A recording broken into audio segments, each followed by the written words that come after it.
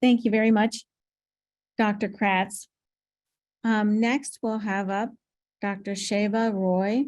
She is board certified in the interaction between natural therapies, drugs, and radiation in a cancer population, and is on the American Board of Naturopathic Oncology. As a specialist in supportive care oncology, Dr. Roy co-manages dose-limiting side effects of cancer drugs and radiation and optimizes surgical outcomes using natural therapies that are safe and clinically evidence-informed. She helps patients lower risk of recurrence and survivorship and helps to prevent late-term side effects that can impact quality and length of life. Dr. Jeffrey Mensah is in his first year of fellowship with the Associates of Integrative Medicine in Michigan in supportive care oncology. He completed his doctorate in nutrition and natural medicine and residency at National University of Health Sciences in Illinois. Dr. Mensah was initially drawn to natural medicine by witnessing profound recovery in patients using novel and leading-edge natural therapies to heal from the inside out. Thank you for that introduction. And thank you to the University of Wisconsin Carbone Cancer Center for including us as guests today. We're really excited to talk to you all. So I just want to make really clear a little bit about who we are and what we do. I'm not going to be using a PowerPoint. I'm just going to be talking off the cuff and chatting with you guys. And we're going to ask that you guys post any questions that you have about natural therapies, nutrition, cancer care in the chat, because that'll help us to kind of tailor what we're talking about to you today. So as Sophia said, my name is Dr. Roy, and this is Dr. Mensah above me. We are natural medicine doctors, but we're fancy kind of doctors in the sense that we have both the training in natural therapies and in cancer care. So following residency, we do a 3 to 5 year fellowship, 5 years if you're not in a hospital setting, in something called integrative oncology. Integrative oncology means that we act as a bridge between conventional care for cancer and nutrition and natural therapies for supporting a cancer patient. We are in Michigan, but we're affiliated with the University of Wisconsin, and we're happy to see their patients. They have an excellent integrative health department and a long wait list, I hear. But having us here today just shows how committed they are to truly holistic care in the cancer patient. So I want to share my screen with you. And I just want to do a little bit of drawing here in terms of what it means truly to be holistic. And I'm going to be using one finger. So let me know, Dr. Mensah, if you can't see something or if my drawing is too hard to read. So I want to describe you at the center here. So you're the patient, right? And what we like to see at the University of Wisconsin Carbone Cancer Center, and also in our practice in Michigan, and yes, we do take patients from Wisconsin and all over the country, we like to see a patient-centered care model where you come in and you're diagnosed with this disease. When you're diagnosed with this disease, you usually see a medical oncologist, right? That's the person who manages your drug treatment. So it helps you to decide what kind of drugs you're going to need for this cancer. They may also refer you to a radiation oncologist. That person or the team may also refer you to a surgical oncologist, and so on and so forth. And all of these people have very specific roles in terms of what they're doing for you on your team. You have a nurse navigator usually, and sometimes you might even see a dietitian. A dietitian is someone who helps to manage not necessarily how to use food as medicine, but macronutrients. So how much protein you're eating, how much fat you're eating in a medical setting, which is a little different from what we're going to talk about today. Okay. And then you may even have a social worker. A social worker helps you to navigate all of this care in terms of your resources and your paperwork. But this model, which exists at most cancer centers and is something that University of Wisconsin is trying to expand, is not truly holistic. We now know that there's other pieces to how we fight cancer, and those pieces are becoming more and more evidenced. So one of those pieces would be people like ourselves. And when you're looking for someone like us, you're looking for someone with the letters FABNO after their name. Unfortunately, in the state of Wisconsin, natural medicine is kind of the wild, wild west. That means anybody can call themselves natural, holistic, integrative. It doesn't necessarily mean anything. So when you're looking for someone who's an integrative oncology provider, you want to be looking for someone with those letters after their name, or you can go to the OncAMP, actually that should say .org, which lists all of the specialists in your state that are board specialists. And why is being a board specialist important? We're going to talk about that in a minute. But what's most important to us is that when you're using natural therapies and nutrition, you're using these powerful therapies in a way that's safe, that has evidence that it's going to work, and that it's going to be cost effective.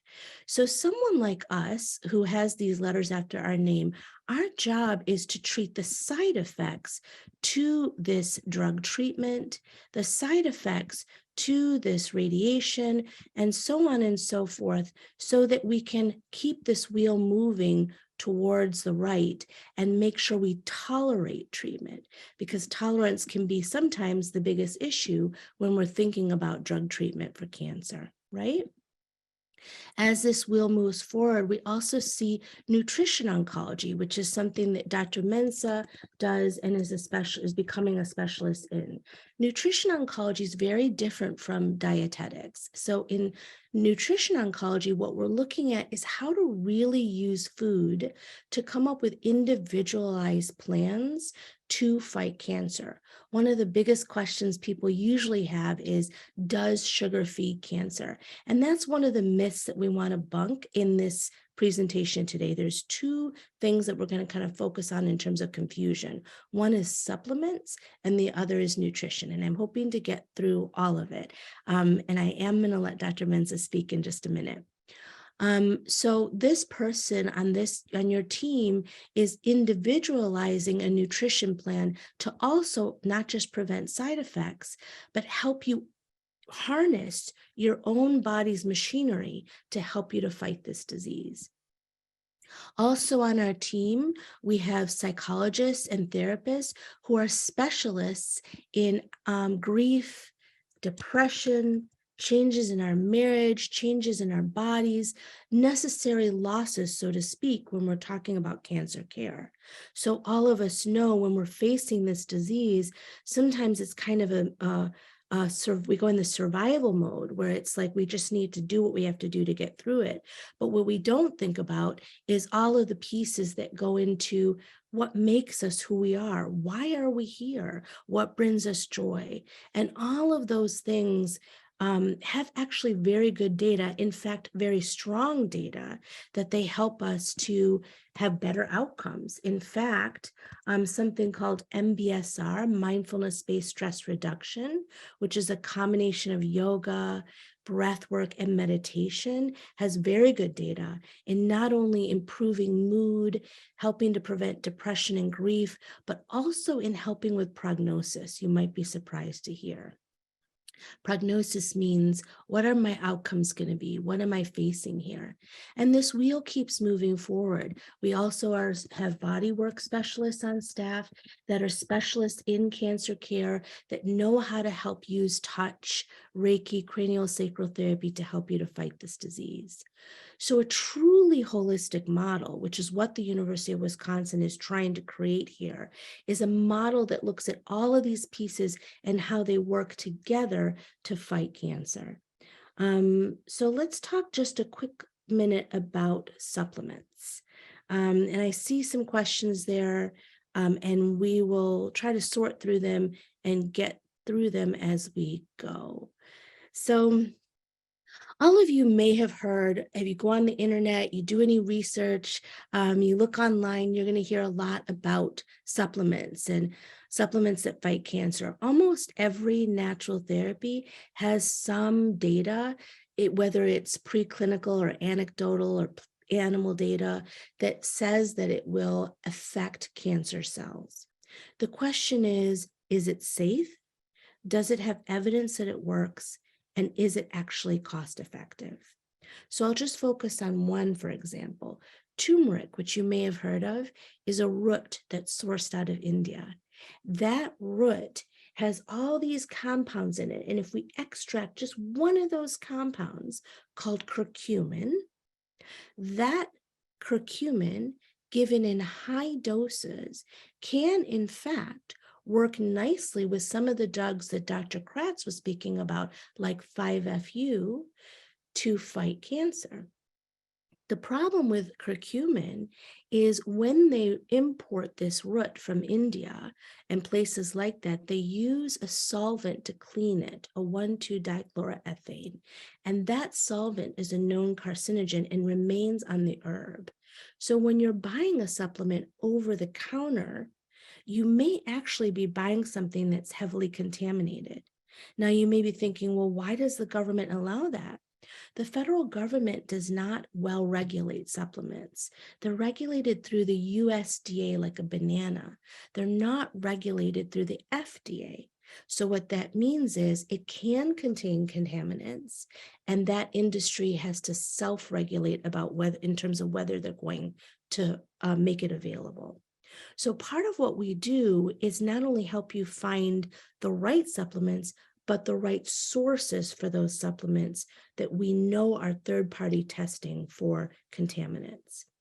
The other problem is that curcumin needs to be given in very high doses in order to be effective. So when you're taking turmeric, the herb, over the counter, you might be helping with anti-aging, beautiful skin, beautiful hair, but you're not necessarily using it as a cancer fighter. The other thing that can happen is it can interact with your cancer drugs. Another drug that Dr. Kratz mentioned is irinotecan. Irinotecan is an amazing drug that comes from the bark of the Chinese happy tree.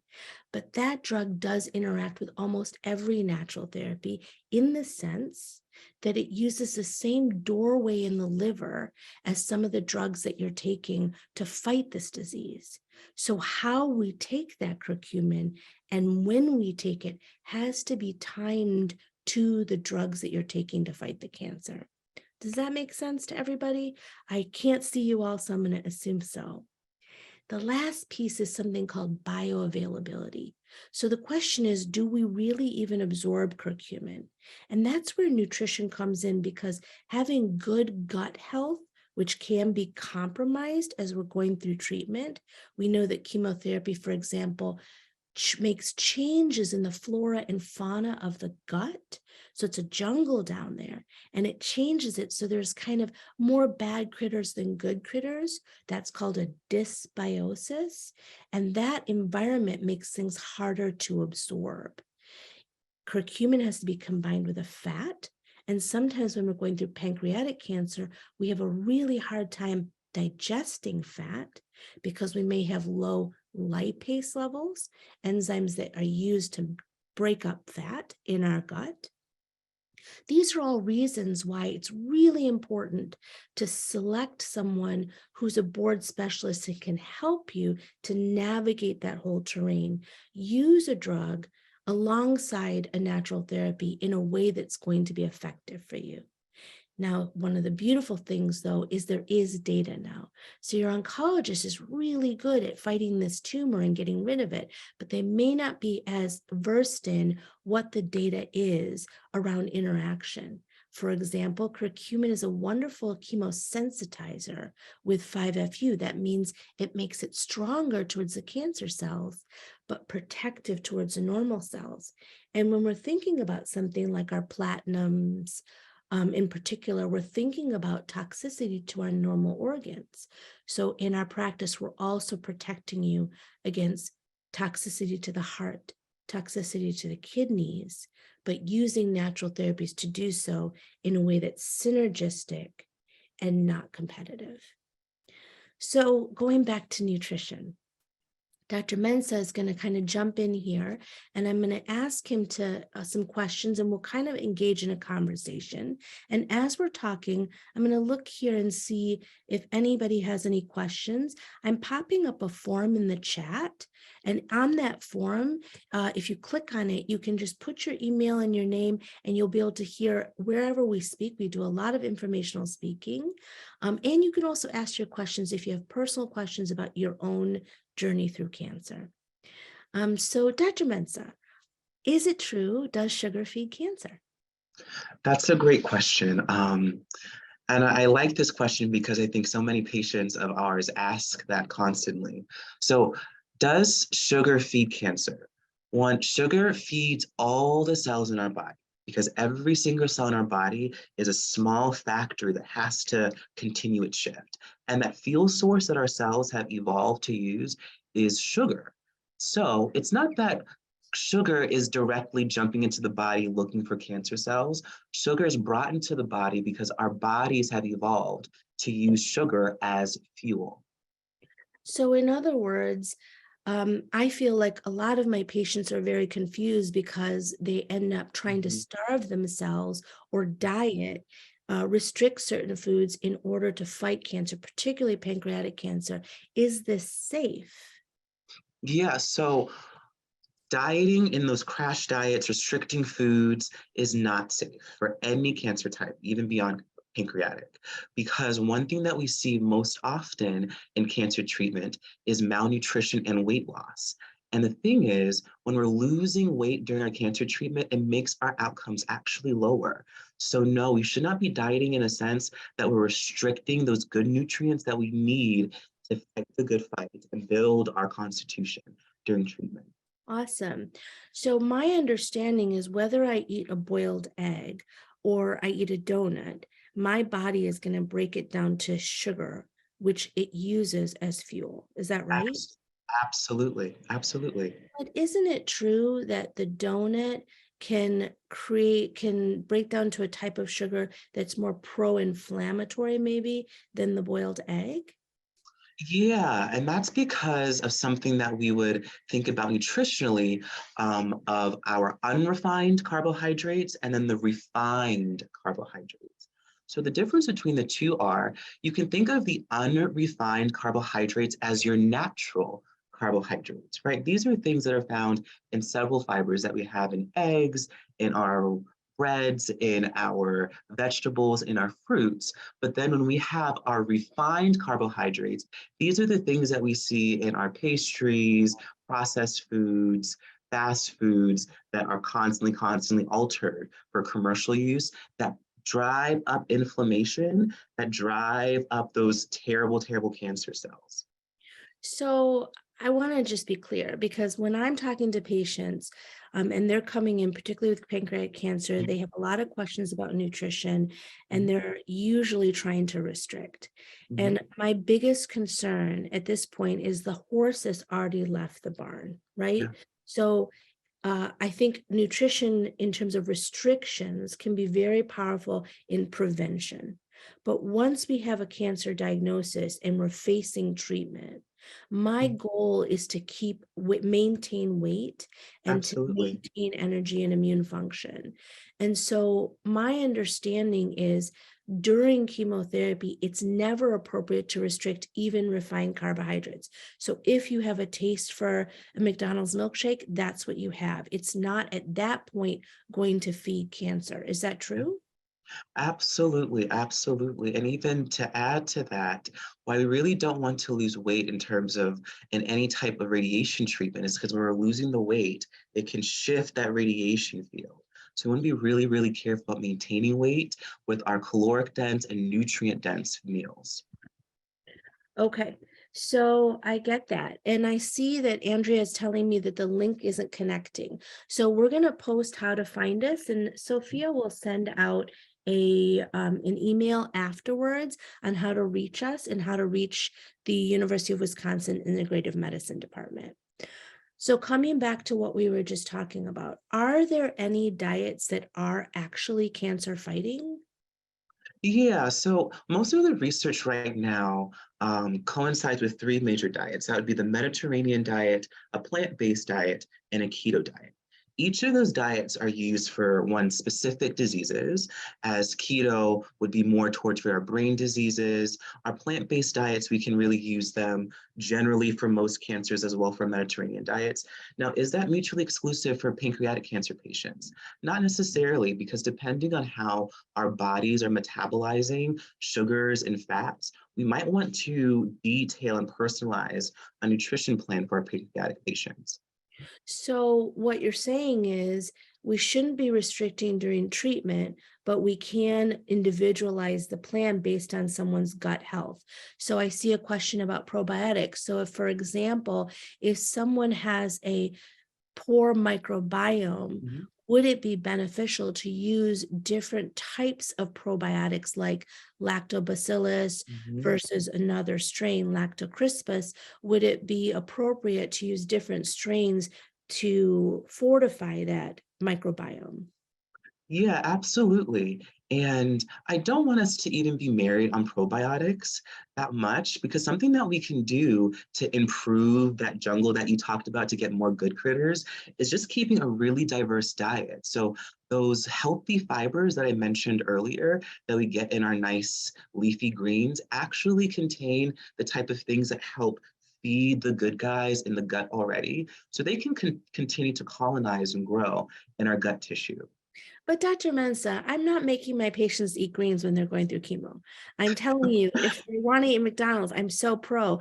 Our Mhm. patients do very well because I don't allow them to diet during chemo. So during chemo, we do prescribe probiotics. And my problem with probiotics is when we're buying them over the counter, they're usually dead because, again, Absolutely. they're a live bacteria. They're not well regulated. They need sugar to grow and they need to be in a dark environment. So we only use pharmaceutical grade probiotics and we do use diverse strains. But I do want to, before we get kicked off of our time, I do want to go back to a little bit about what plans work for pancreatic cancer patients, because I know you and I have worked out a protocol that works well for pancreatic patients who are trying to maintain weight. Mhm. And the reason why is there's a specific kind of weight loss associated with pancreatic cancer that can result in poorer outcomes. And that weight loss is not really about calorie deficit. So the way I think of it is I think of it as like you have one reserve, one bowl of food. Yes, the cancer cells are more efficient, or that's a more efficient dog, a more aggressive dog in getting to that bowl of food. However, the normal cells are also using that bowl of food. So one of the ways to think about it is how do we improve that reserve?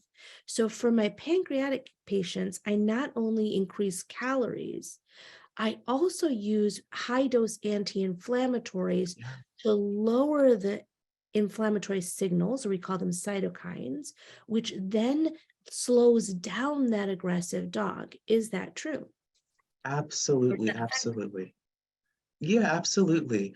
And especially when we control the inflammation, we're really, as you said, we're able to pull down on the aggressiveness on those dogs that are running to the bowl too quickly. Mhm.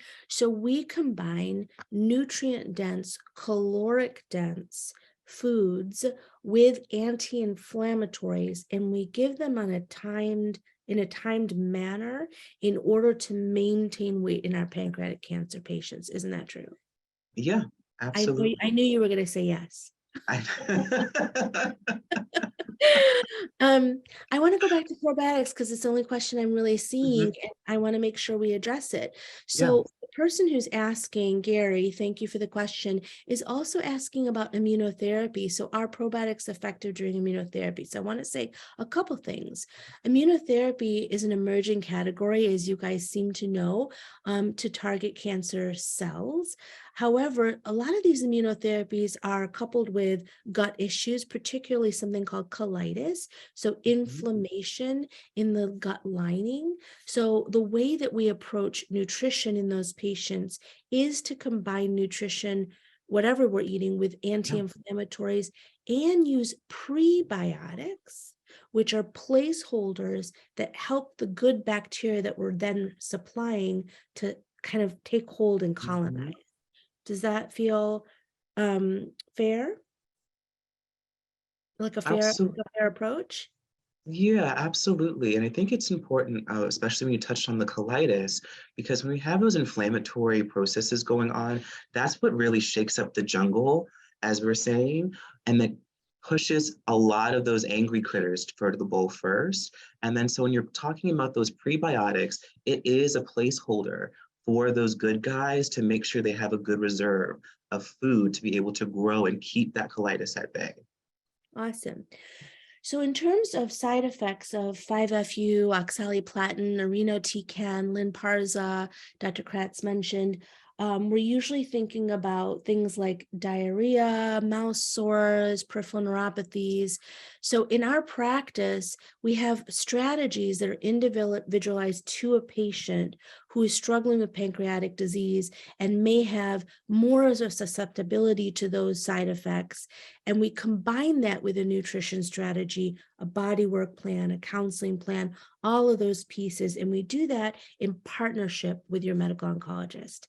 So I'm getting a note that it's time to come off in a couple minutes. So unless someone has a burning question, I see there from Margaret, how do you determine if a person's gut is healthy? For example, do you do testing? So when patients come in to see us, Margaret, that's a really good question. We spend an hour to an hour and a half in an intake. So it's not a 5-minute consult. During that time, we review all of your records. We go over your review of systems so we get a really good sense of what's going on head to toe. And we dig deep. So we ask really sensitive questions like, do you poop every day? How do you poop? Is it easy to pass? Any blood on the tissue in the bowl? Does it sink or float? Any gas or bloating? Any rectal burning or pain? And we go over your digestive history as well as an immune history and an allergy picture, which gives us a better sense of how your gut is going to respond to treatment. We do testing. So we do comprehensive blood work, which is covered under your insurance. And then we also do additional testing if necessary. I don't think we need to get into the weeds of food sensitivity in that first consult because there's so many beautiful, simple things we can do to get you through treatment feeling well. Our patients do not experience side effects the way that patients who are not getting this kind of care do. But more importantly, I want you to be able to tolerate the full course of disease and really enjoy your life. After all, why are we here, right? That's the real question. And I'm going to come back to some of these other questions during the Q&A, just because we're getting that Harlem hook. But I do want to say thank you to the University of Wisconsin. And I also want to say to the patients and family members who are listening, it is such an honor to be with you, to present with you. Every day for us is really a gift because we get to be present with families who are doing that hard work of living well and facing the hardest questions in life. And I know that this disease can be so terrifying, but the way that we think of it as an opportunity to really ask yourself that question, why am I here? What is the purpose of my life? What is the meaning of my life? Who am I connected to? And we are so privileged to be part of that space and that discussion with you. Thank you for listening and thank you for your time. Yeah. We're going to share back to Sophia now. Thank you very much for that, Dr. Roy and Dr. Mensah. They will be part of the panel at the end of the night as well.